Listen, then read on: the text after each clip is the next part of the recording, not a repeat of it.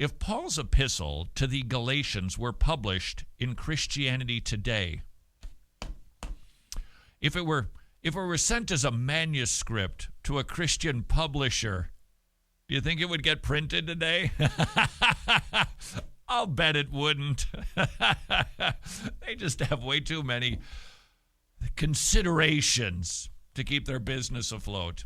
Dear Christian publisher, or Christianity Today, if you like, in response to Paul D. Apostle's article, these are some of the letters to the publisher, in response to Paul D. Apostle's book about the Galatian church, I have to say how appalled I am by the unchristian tone of this hit piece. Why the negativity? Has he been to the Galatian church recently? I happen to know some people at that church, and they're the most loving, caring people I've ever met. Now, that was signed, by the way, from Phyllis Snodgrass, Ann Arbor, Michigan. Is it possible that the Galatian church had some people that were doing some good things? Of course. Is it possible that there were some people who were flourishing spiritually? Absolutely. Does that mean that Paul couldn't criticize the Galatians for the false teaching that was being introduced into the body? Of course not. But those are exactly the types of responses and critiques that you get from people today for critiquing false teaching. Now, believe me, there's a lot of people who are in the critiquing false teacher business that should get fired. They don't know the first thing about it. And the first thing about critiquing is asking the question, why am I talking about this? Why am I bringing up this person? Is it really out of love for the person, for the truth, for the sake of the church, for the sake of God? Is that my motivation? That's if you can't jump over that hurdle, sit down and zip. That's got to be the motivation for judging anybody. We're not tabloid journalists. We're not, sorry for this, Fox News. We're Christians. We don't judge the way the world does. Dear editor, how arrogant of Mr. Apostle to think he has the right to judge these people and label them accursed. Isn't that God's job? Sorry. I've just had this email 100 times. Regardless of this circumcision issue, these Galatians believe in Jesus just as much as he does.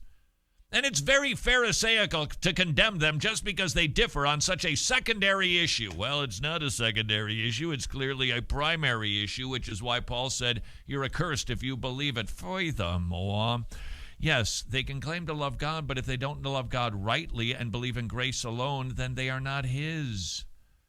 Can't we just focus on our common commitment to Christ and furthering his kingdom instead of tearing down fellow believers over petty doctrinal matters? Ed Bilgeway, Tonganoxie, Kansas. That's why you see the books that you see in Christian publishing world. There are some good books, make no mistake about it. There are some Christian publishers. They are few and far between that are trying to stay faithful and publish and print good things. But there are many who just crank out bilge. Not as in Ed Bilge way. Kind editors, in response to the book of Galatians being published, I happen to be a member of First Christian Church of Galatia, and I take issue with Mr. Apostle's article.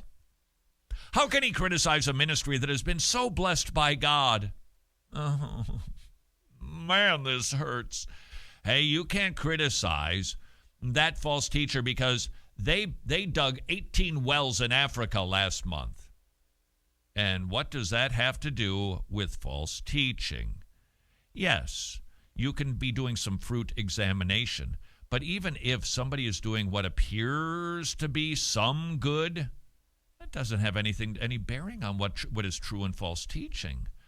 Our church has baptized many new members and has made huge inroads in the Jewish community with our pragmatic view on circumcision. My advice to Mr. Apostle is to stick to spreading the gospel message of Christ's unconditional love and quit criticizing what God is clearly blessing in other churches. You know what? I've pretty much received that email multiple times. That's from Miriam Betty Ben-Hur from Galatia, Turkey.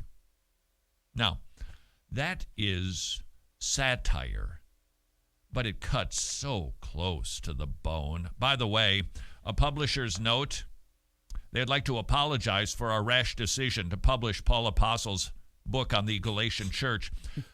Had we known the extent in which our readership and advertisers would withdraw their financial support and stop purchasing our materials, we never would have printed such unpopular biblical truth. We regret any damage we may have caused in propagating the doctrines of Christ. That is brilliant satire from Sacred Sandwich. I don't know that they're still in business anymore, but wow, they used to do some funny stuff.